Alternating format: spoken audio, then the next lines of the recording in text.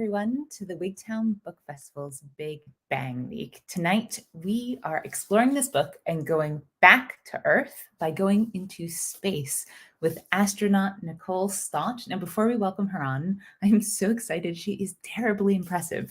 So I'm just going to read a little bit about her. So Nicole Stott is a NASA astronaut, artist, and mom who spent over 100 days in the International Space Station. She founded the Space for Art Foundation and speaks to audiences around the world, including at the Vatican and the United Nations Historic Paris Agreement gathering. She was featured in National Geographic's One Strange Rock, and the painting she created, which I'm pretty sure is the first watercolor ever created in space, is on display at the Smithsonian Air and Space Museum. She lives in Florida with her family, and we are going to welcome her on. I'm Jessica Fox, and welcome, Nicole. Thank you so much for joining us. Thanks. My pleasure to be here. I wish we could be doing it in person. Oh, me too. Man. Yeah, maybe the end of the year when you got the big festival coming on. That's great. We will lure you to Wigtown. Okay. No doubt. You've been to space, but you've not been to Scotland's National Book Town, so we have to run. I know. Oh, Nicole, thank you so much for joining us. And I know today we have some slides and we have a little video. So I want to encourage everyone who's out there. I will be taking questions for Nicole. So if something comes up to you, please message it in. I'll be looking at the chat box and I will get to your questions. Nicole, you are just so incredible. 100 days in space. You are linking not only science and art, which is incredible, but also one thing that I just think is worth mentioning before we dive in. It's extremely rare to bridge space and what you've learned up there with the environmental movement and what we need to do here to be good crew members on our spaceship Earth. So I'm so excited to have you here tonight and hear what you have to say. Well, thank you. And I'm so glad that those words came out of you, that, being a crew member, not a passenger kind of thing. I think, not to spoil the book, but I think that if I was to leave you with one line, that would be it, that we need to discover that role for ourselves. It's so important. Yeah, I mean, it's hugely important. And I think I'm really thankful, too, that more and more, I think that gap is starting to get bridged. People are starting to look up, from here on Earth and recognize our place, who and where we are together in space. And of course, those of us that have, been blessed with the opportunity to, fly in space and look back are certainly, I think, trying our best to bring that message back to Earth as well. So it's amazing. Yeah. Being on the International Space Station and working as a team is such an achievement, both physically rigorous, emotionally rigorous, and then having these pretty amazing aha moments. You did a beautiful job distilling them into life lessons that I think we can all live by as we are faced with more and more global challenges in the future. Well, thanks. I appreciate you saying that too. It means a lot to me. I mean, that honestly, I think, aside from the message of, crew members kind of thing, is it really was my purpose. And it was like, how can I share what I experienced, which was amazing, and the experience of it along the way too, the work that's going on there, work that's happening right here on Earth now, in a way that surprises people. I hope that they find little surprises in it, but also where there's like this need, kind of a churning in a good way of like, wow, here's my call to action, here's what I can take away from this and build into my own life to help make life better for all of it that we share our planet with. So I'm hopeful that will happen. That's so wonderful. And I want people to be able to see the pictures, and I have so many questions for you. I think we should just dive on in. Okay.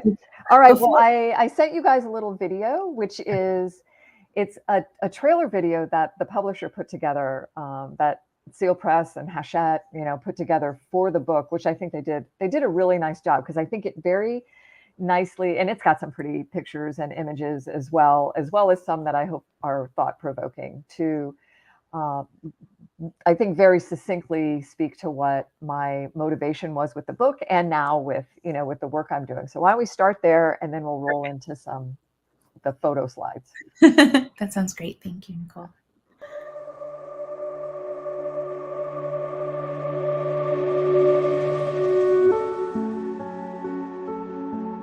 I've been blessed to experience our planetary home from some extraordinary vantage points. From inner space on the Aquarius undersea habitat to outer space on the International Space Station. Witnessing the complexity of human survival in these extreme environments, I discovered 3 unifying and life-changing lessons. We live on a planet, an overwhelmingly beautiful, glowing, colorful, crystal clear planet. We are all Earthlings, and the only border that matters is that thin blue line of atmosphere that blankets and protects us all. We build our spaceships as mechanical life support systems, like the ISS, to mimic as best we can what Earth does for us naturally. As a crew on the space station, we know that our survival depends on staying acutely aware of the health and well-being of our atmosphere, of our spaceship, and of all our crewmates. In contrast, here on Spaceship Earth, we pollute our atmosphere, our oceans, and our soils. We are experiencing devastating impacts to our planetary life support system and to all life we share our planet with. To survive and thrive, we must bring these 3 simple lessons of planet, Earthling, and thin blue line into our daily lives. I came back to Earth knowing that by behaving like crewmates, not passengers, we have the power to create a future for all life on Earth that's as beautiful as it looks from space.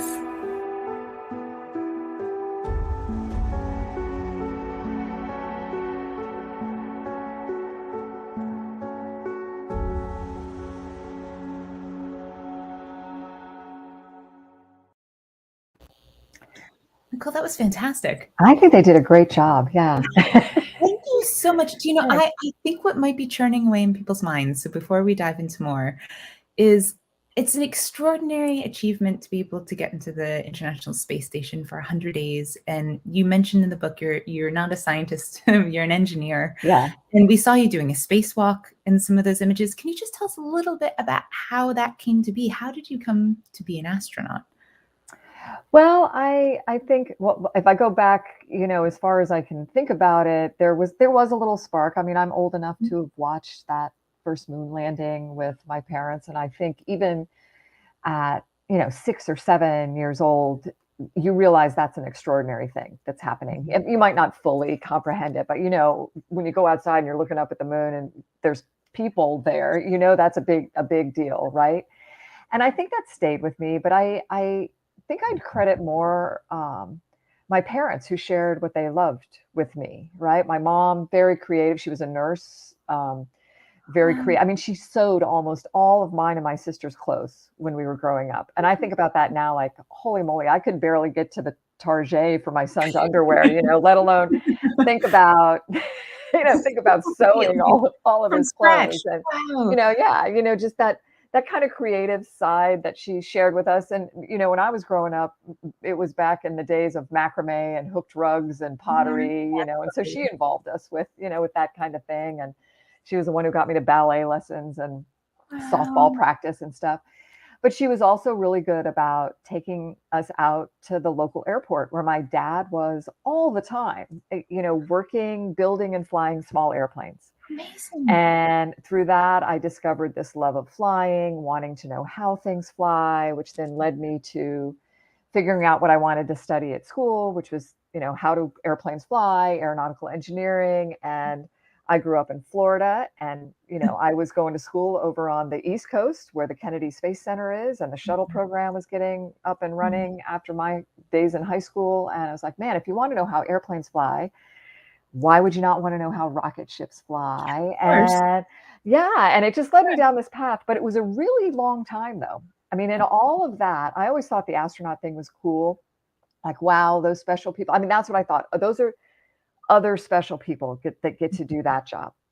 Why would they ever pick me? Why, I haven't done anything they would consider, important enough to pick me. And I'd say after about 9 of the 10 years that I was working as an engineer at the Kennedy Space Center on the space shuttle program, on the space station program, I guess I'm slow, because it was at that point where it was like, man, I'm getting these vehicles ready for astronauts to fly. And I don't know what triggered it in my brain, but I'm like, 99.9% of an astronaut's job is not flying in space. Yeah. And sadly, Yeah. to all astronauts, that's a sad thing. But, Yeah.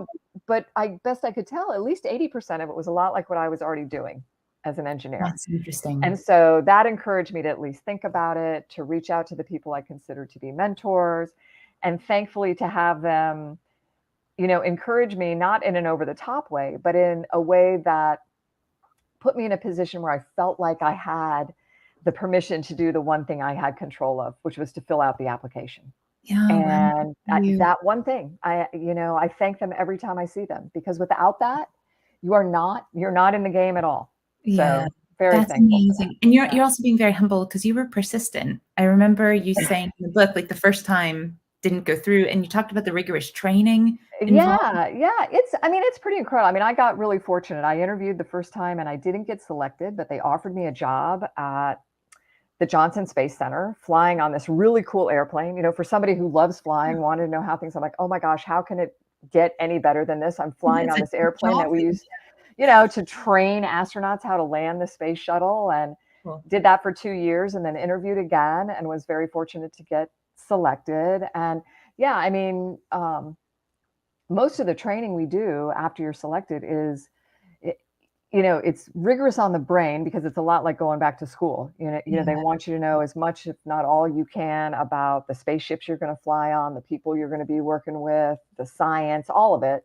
yeah, And then, physically, you're doing things like getting in the big white suit and that weighs 300 pounds and get in the water and train how to do a spacewalk, and, needing to be in shape for all the what I would call emergency off nominal situations, where you might have mhm, to lift yourself out of a spaceship after you've been in space for a while wearing a 100-pound suit. And, yeah. so yeah, there's, and learning, learning another language, all these kinds of things, just all wrapped up into one experience to get ready to fly in space. Definitely. That's Yeah. so amazing. I mean, nothing beats an astronaut. It's still even cooler than I know it is. I have to say, I am very thankful. There's the word gratitude comes to mind a lot, and I wish anybody who wanted to do it could do it. Yeah. Honestly, I do. And but yeah, Well, yeah. that gets into my question a little bit later Okay. about space tourism and how you might Okay. feel Oh about it. yeah. We can talk about that. Yeah. But let's see some of your slides. Okay. Let me hit share. I know Anne is waiting for me to do that properly. All right. I'm going to share the screen.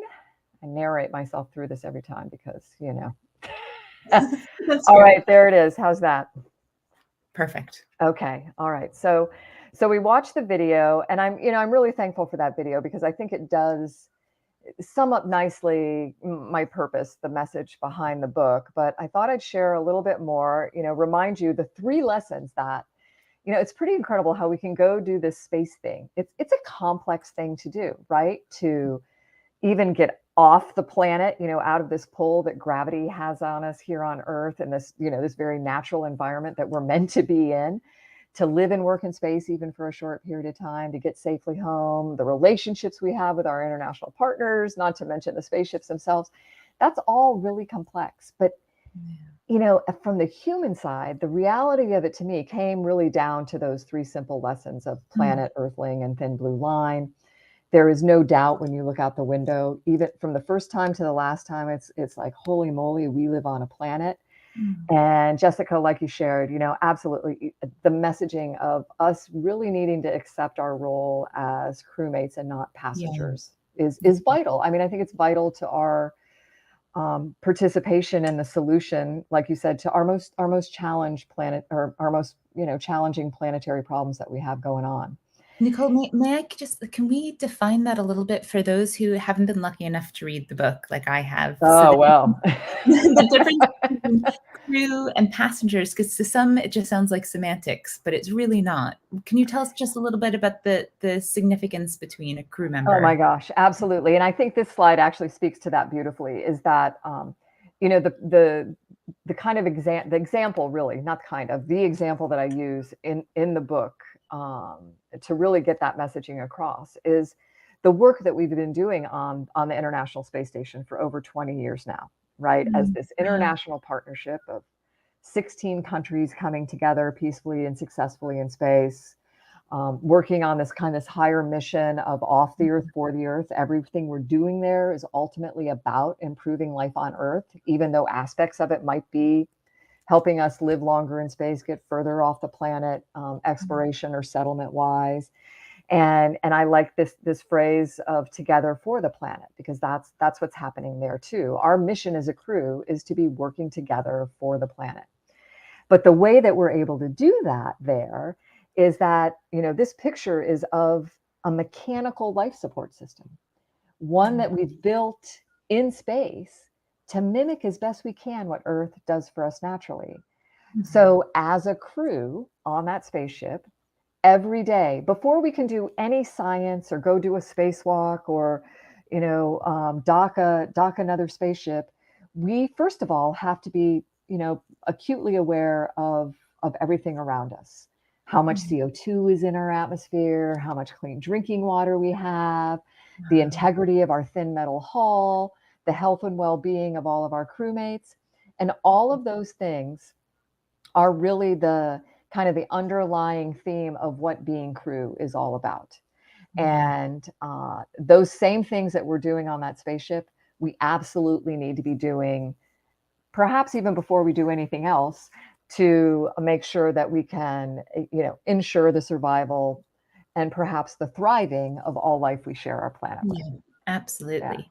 Amen to that. Yeah. Yeah, holy moly. I mean, and you look at this picture too. I mean, isn't this is a gorgeous spaceship. Yeah, I don't know if the engineers intended it to be this beautiful. I mean, you lay it down on the ground, it's bigger than a football field. You've got these people from, representing 6 or 7 crewmates up there representing these 16 different countries as one crew working together. No better example, I don't think, of the kind of partnership that can really and truly be implemented down here on Earth as well. I think it's amazing because not only it's a peaceful partnership doing something constructive about our kind of humanity, but also you go into the book, and I'm sorry if I'm ruining it for a further slide, but you go into the book about a scary moment when an alarm went off. Yeah. And it woke you up. And that's a really good example when you talk about teamwork. I don't think people have that movie in their head of what that actually looks like. And you talked about how harmoniously people move together. And well, I'm going to go to the next slide because I think you've led us in very beautifully to that. Lovely. So here we go. So here's the guys that I spent on my first flight, over 3 months with on the International Space Station. And getting to your point, I mean, I show this picture to people because, first of all, you can see, we're in space, you can float in all directions. There's no up or down, it's kind of fun that way. But just like it should be down here on Earth in terms of how we're living together here, how we're surviving here, we should enjoy our time here on the planet, right? Yeah. The best crews, the best teams to work with are the ones that you have this shared purpose with, that you're going to enjoy yourself, you're curious about what's going on. And that should happen while you're in space as well. And I think you can tell from this picture that it did for us. So there's the personality, the joy that's there for sure. And then, but what I love about it too is that it reminds me, just like you were saying, of when things don't go as planned, as they will, they're not always going to go as planned. And that does happen in space on our spaceships. And you want to know that those people you're there with are going to have your back. 100%. And I knew every single one of these goofy people in this picture was going to rally, was going to be professional, was going to have my back when things weren't going as planned. And I know that they trusted I would have theirs as well. And I think that speaks to the crewmate thing too, is really recognizing that you have this kind of this multi-purpose, role as a crew member. And yeah, I mean, we would get, those alarms that go off, they never go off at 10 o'clock in the morning. They go off at 3 o'clock in the morning. Right. And so to witness, I mean, one of my proudest moments, I have to say as a crew was that happening, one of these klaxons going off, these alarms that's worse than any, smoke fire alarm that you have in your house, sounding off at 3 o'clock in the morning. And, just watching how we popped out of our crew compartments, we made sure we had, accounted for all of us as crewmates. We got to our workstations to do what we'd been trained to do together on the ground and made that come to life in space. And, the adrenaline was flowing for good. And, once we had the ship in a safe configuration, we could kind of Wow. chill and look each other and, high five and be like, holy, we just, dealt with that like we trained to do on the ground. And Wow. so, yeah, that purpose needs to be with Amazing. us here because the alarms are going off, right? They're sounding, they've been sounding. And it's almost like a lot of what we're doing down here, sadly, is, either silencing the alarm and moving on, ignoring it, or we're letting it continue to sound and wishing, hoping that somebody else will respond to Yeah, it. completely. Yeah. But I also know, and you'll find in the book, you've already found, but when Yeah. people read it, that there's a lot going on that should give us hope as well, and that Yes. all of us need to rally to come together with it. It Yeah. completely. So, can I just ask a very non-technical question? But who Yeah. brought the red noses? Yes, very good question. I'm glad you noticed them. Sometimes I'll ask kids, "Hey, did you notice that we got with these red noses on?" So the gentleman in the front row, from if I'm looking at the screen from the left, second in the front row, Yeah, he's got a Canadian flag on his arm, brilliant. and this number one on the front of his flight suit. Yeah. That's Guy La Liberté, and he was the owner founder of Cirque du Soleil and also the founding director of an organization called One Drop, which is all about education about clean water, and the people in some places on the planet not having access to that, and then figuring out ways to get access for those people to clean water. And he came and spent about 10 days with us on the space station. And he Amazing. considers himself a clown, founder of Cirque du Soleil, considers himself a clown, brought us all the clown noses, and loved Brilliant. it. We had a great time with him up there. And he was on definitely a personal mission, I think, of Yeah. wanting to fly in space. But I think even more importantly than that, he built his whole mission around supporting the one drop, the Yeah. one drop goals of getting access to clean water to people in places that don't have it, and bringing some of the same ways that we do that, get that clean water for ourselves on a space station, in more compact ways back down to Right. places on Earth. Pretty cool. It is pretty cool. There's nothing more rallying or crystallizing than having a mission. And I think one Yeah. of the things that your book really teaches us is if we are aware of it, we do have a global mission that we can all rally around. Absolutely. And it's funny, Mhm. I know and I try to speak to this in the book as well. And I don't know that I think we have to find multiple ways of figuring this out. But I've had so many people, and I feel it myself, like, what could I do? What could Yeah. me as one single human and these billions of humans on this planet do that will have any impact at all? And I mean, what I witnessed in space proves to me that every individual is vital, Yeah. has something No. critical that they can be doing, Yeah. supporting to make life better for everyone on Earth. And it's a struggle sometimes to see that through all of what we've got going on in our lives. But I think it's really important that people recognize that and the Absolutely. gifts they have themselves. Abs- Everybody's are different, right? Completely. Yeah, Absolutely. yeah.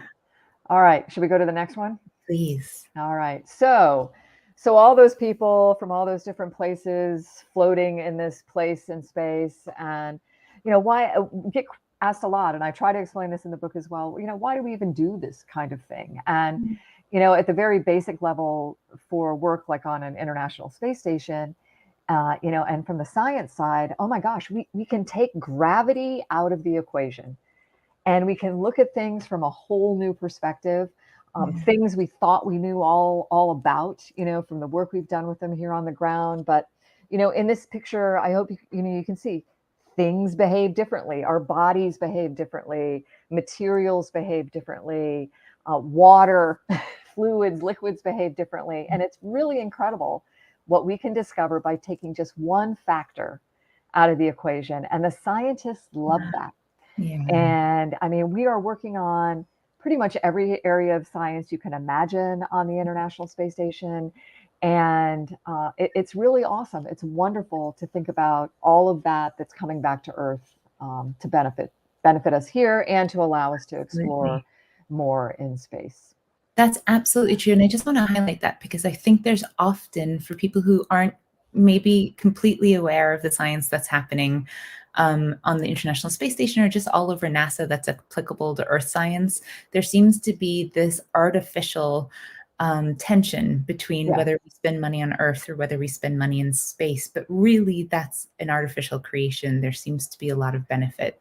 Oh my gosh, everything. I mean, I went to the station actually with a kind of a personal mission of looking, seeing, making sure Yeah. that whether it was how we generate our clean drinking water on the space station or the science of whatever area of science you might imagine that's being done up there, I really was looking for that at least the purpose of improving life on Earth, and then the Yes. dual purpose of how we continue to explore further off our planet. And again, all of that further exploration is going to be bringing goodness back to Earth.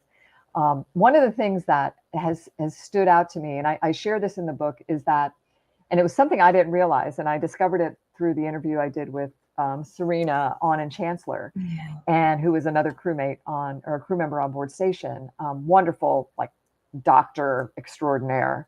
And she told me, because I didn't realize this, that 70% of the research that we're doing on the space station that has to do with the human body, Mhm. understanding more about the human Mhm. body in space, is purposely being done for improving life on Earth. And then there's these side benefits to it for life in space. That I'm like, Yeah. oh my gosh, we are on a very purposeful mission.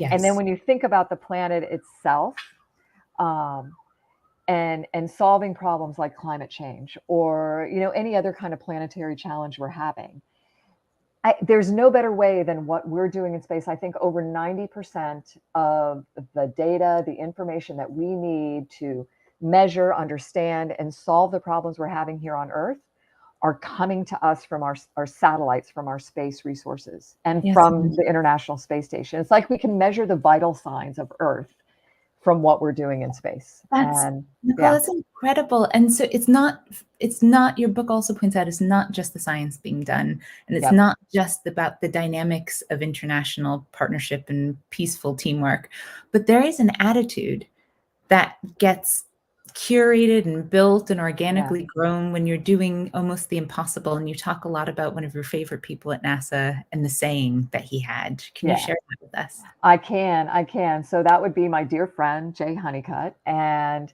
as a young engineer starting at the Kennedy Space Center, there was this whole group of people, who were coming in. This was when we were starting to fly the space shuttle again after the Mhm. Challenger accident. There's all these young engineers, and Jay Honeycutt was there as our big boss. And an Apollo hero. I mean, I could talk all day about Jay, and then just the personal friendship side of it with Mm. him and his wife Peggy. Um, yeah, Yeah. but he has this saying that he shared with us, that was built on the understanding that he wanted us to have, that every problem, you need to go into it with the idea that there is a solution. Yeah. And the way you do that is with this approach of here's how we can, not why we can't. And I'll Brilliant. tell you what, you apply that to anything in your life. I love And that. it puts you just right off the bat, and you're smiling, even if it's a really kind of Mhm. horrific challenge too. You're Yeah, smiling, you're like, I'm going into this believing I'm going to solve this problem. And I'm going to absolutely. talk about how I can, not why I can't. The It's great. incredible. Yeah. That is lovely. It's on my desk. I don't know if you guys can see. I've got, where's my little astronaut? So here's my little astronaut. I'll just put it up with the hope that you can focus or Oh, see. That yeah. has the little yellow sticky that I've had ever since. So back from Amazing. 1988, when Jay first shared this with me, with our cadre of young engineers, I have had this message somewhere on my desk in my office of here's how we can, not why we can't. Because sometimes we need a reminder. Sometimes you feel like you Absolutely. can't go into the challenge so positively, and I'm like, okay, there's the sticky. Remind yourself, put it on your forehead or something. But no, Because that's great. It reminds you to be conscious of that, and it's, like, yeah, refreshing every time you hear it. I think yeah, that's wonderful. yeah, it's Yeah. very cool. It's so powerful. I mean, that it's like the simplicity thing of planet Earthling thin blue line. I mean, it just seems Yeah. so Well, yeah, we learned that when we're in kindergarten that we live on a planet, but there is a profundity to that. There is a Yeah, something that's really compelling in that if you really let it sink in and then stay with you, be present with you. Yeah. absolutely. And feel connected to it Yeah. completely. Yeah. Can we also just say that you're probably the most photogenic person I've seen in space? And I Oh my know what's gosh, happening. thank I know you. it's because of the bugs I referencing was it all the time. I appreciate you. Thank you very much. It's true. I don't know. There's a lot of people that look good in space, but it's funny because I think, we go there and it's what I always joke about. It's never a good hair day in space.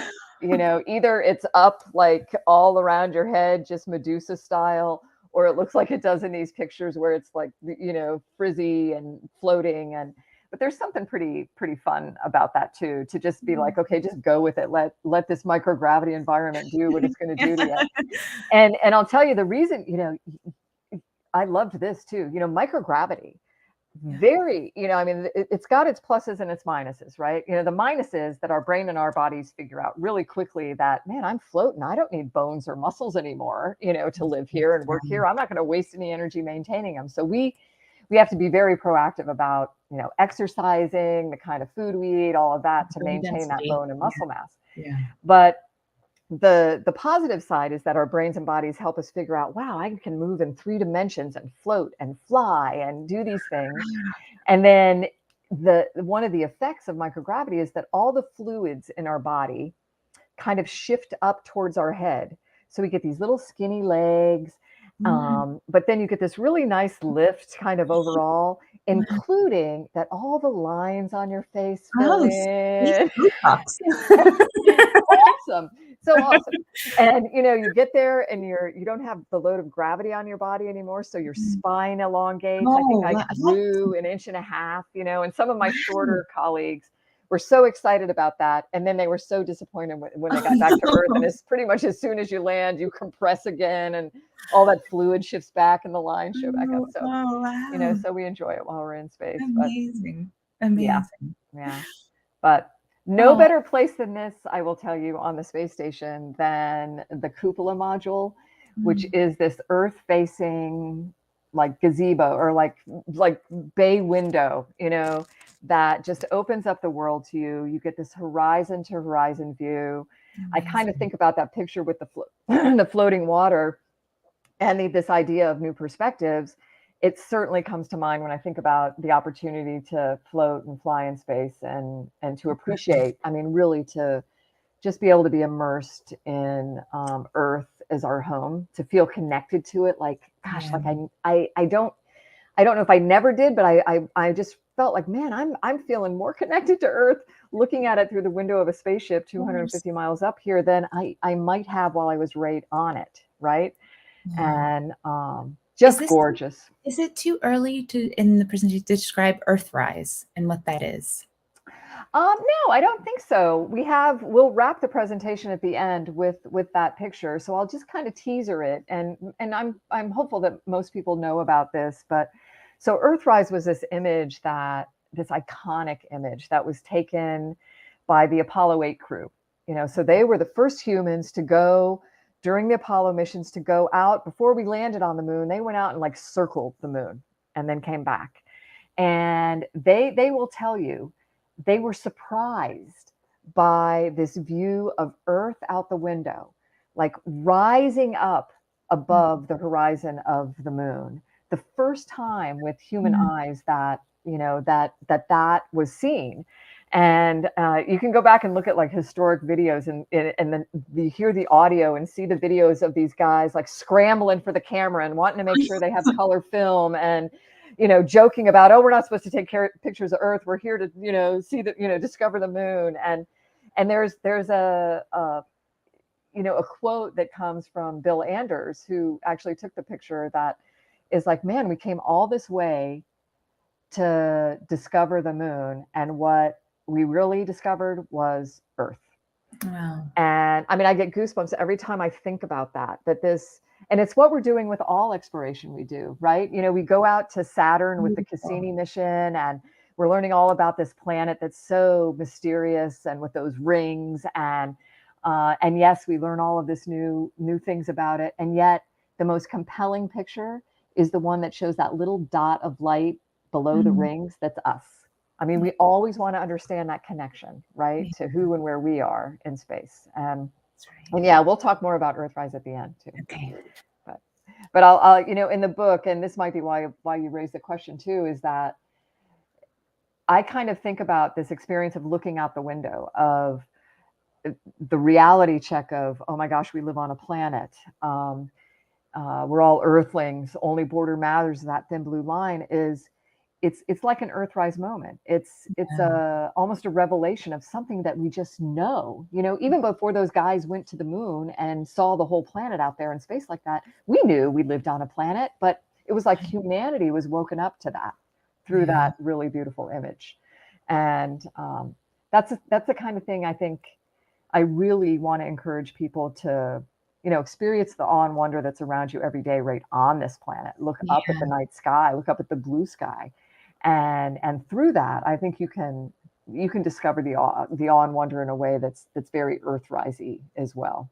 That's right. And you interview people who have been to space and come back and become artists or have to find a way to express that experience in other ways.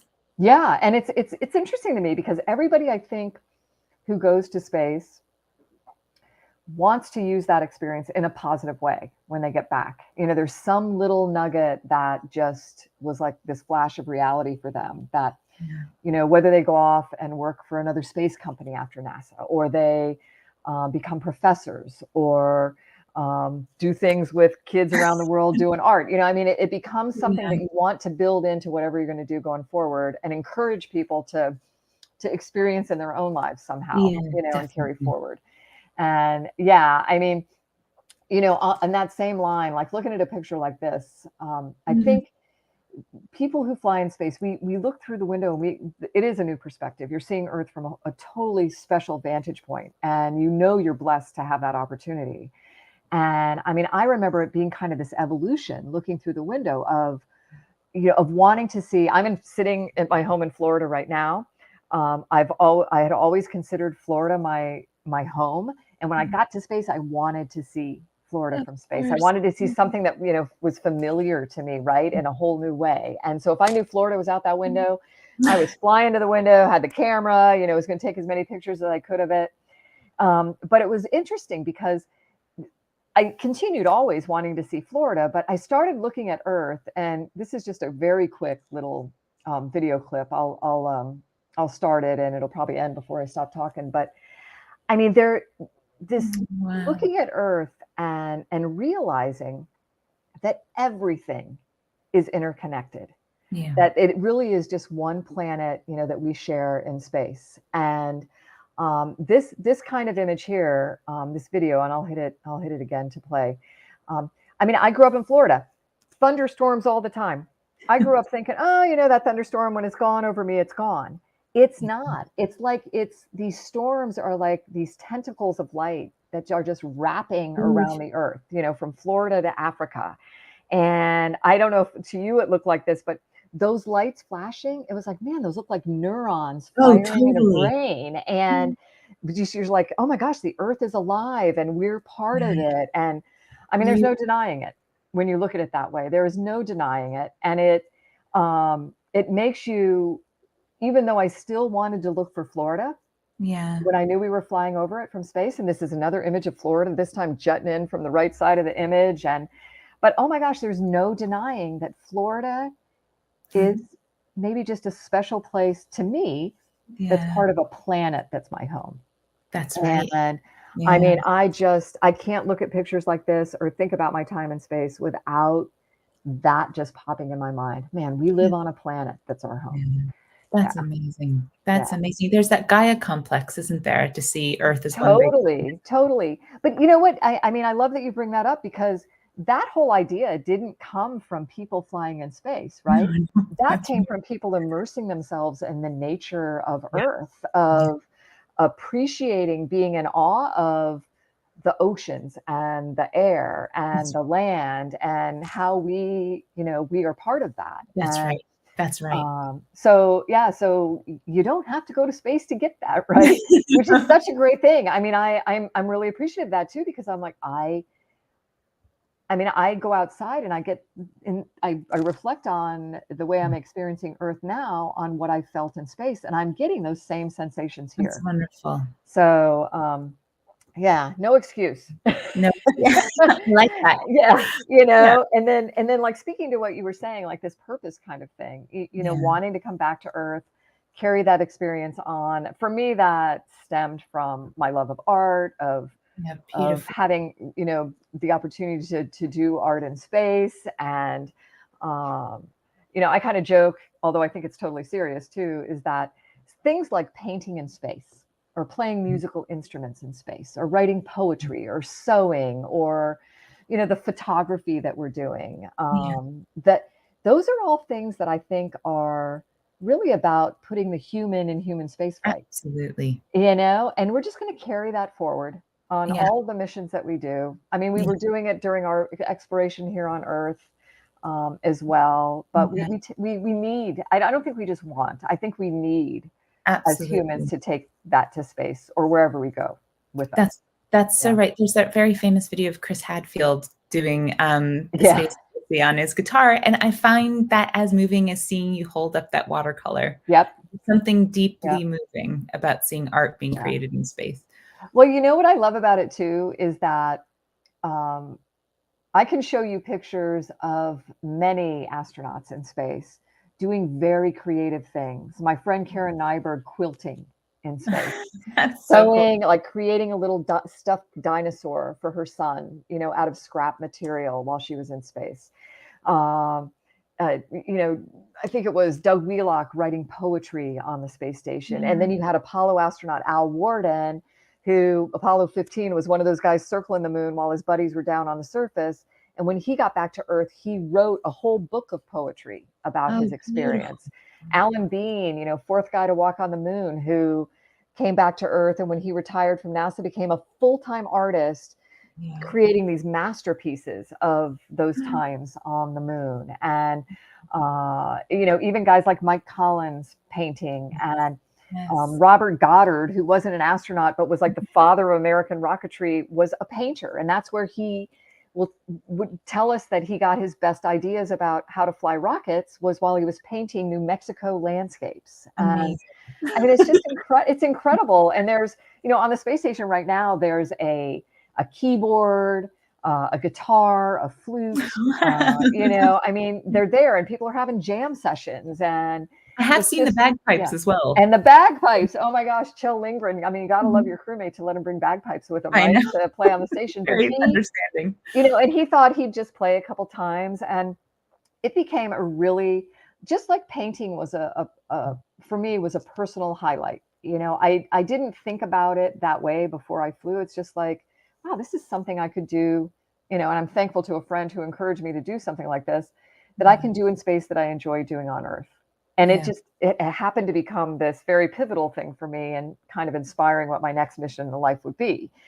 But Kjell Lindgren brought those bagpipes with him to space with the idea that this is something he enjoys doing. He'll do it in space.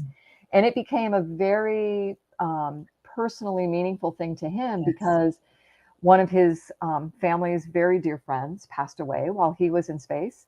And he played Amazing Grace on the bagpipes from space for Wow. his family and friends on Earth. And I mean, I've Yes. got like full blown goosebumps on Yeah, my me arms too. thinking about Wow, it. that's amazing. And that wasn't planned. There was no intention in that, but that was a very, I don't know, human, personal thing to share with the people you love on Earth. That was never, never planned. Well, no, that's So we need to amazing. bring that with us, right? Absolutely. Yeah.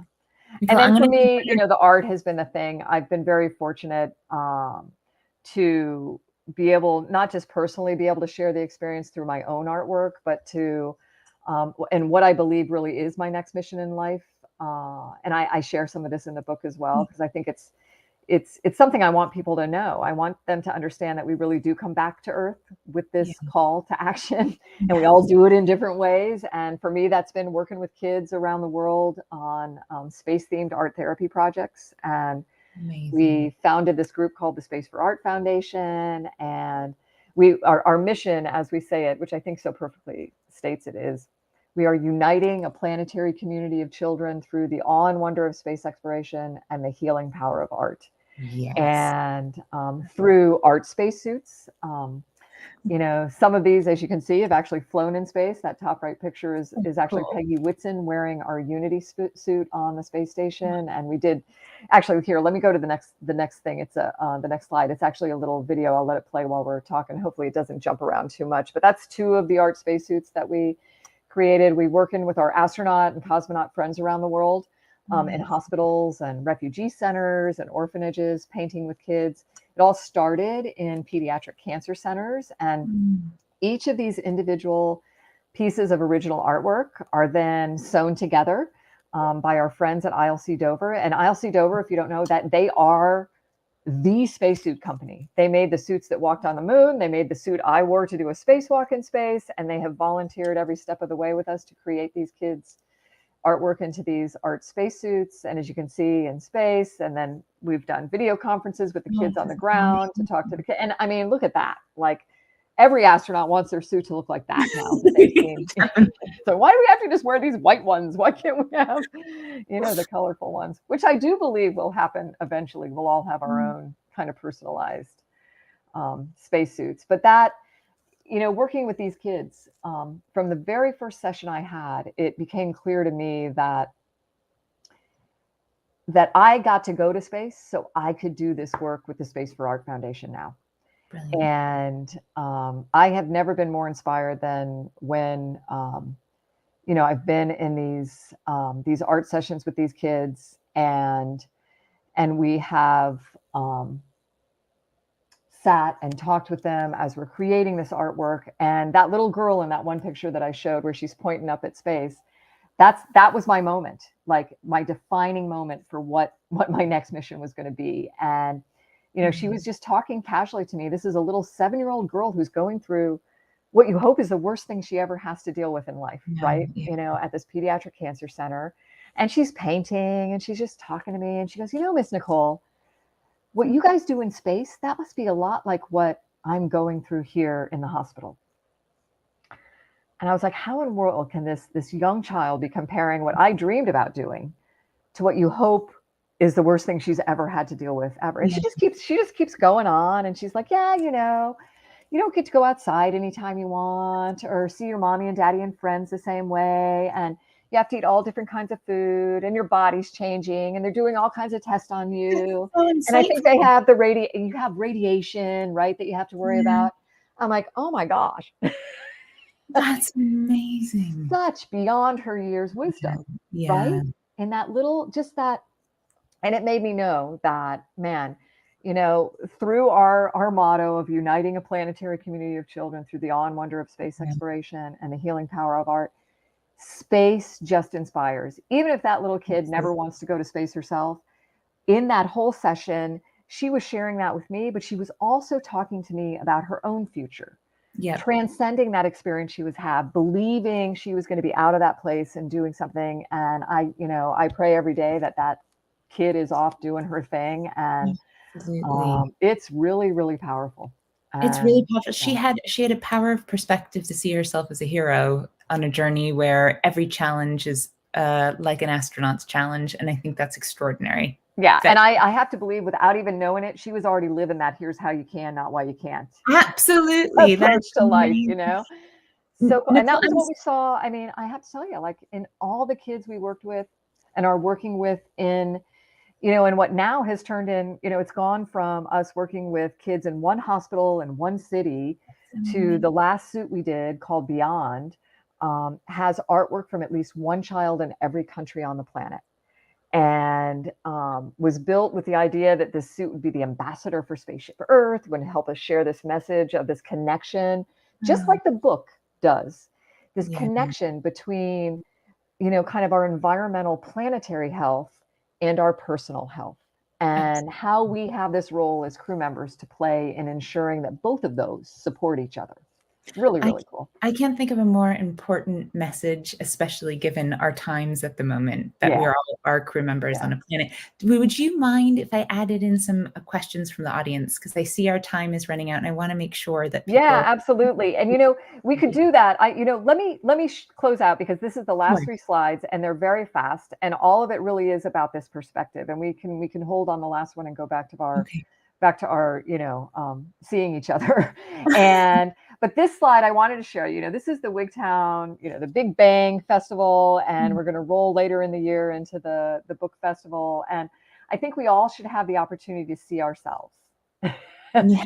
from space. And my husband's family is from the Isle of Man, which is front and center in this image, but up and kind of a little bit to the right, hidden under the clouds, which I will tell you that area of Earth normally is from space. This is a clear day over the Isle of Man, which is very surprising. But up in those clouds, and I don't know if you guys can see my cursor or not, but in that area is where Jessica and team are. Aw, And then amazing. a little bit closer view. Oh my gosh, there it is. There's the Isle of Man out here again, and then a little bit clearer day to Oh, see where wow. this is all going on.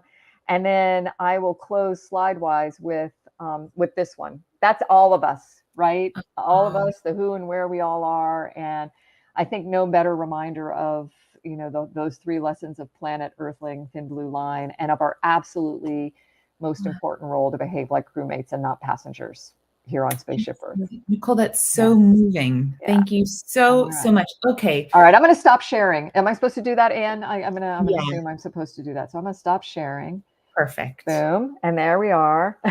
Okay. So we have so many questions. I will try to make them quick. Okay, I'm gonna So, leave that to you.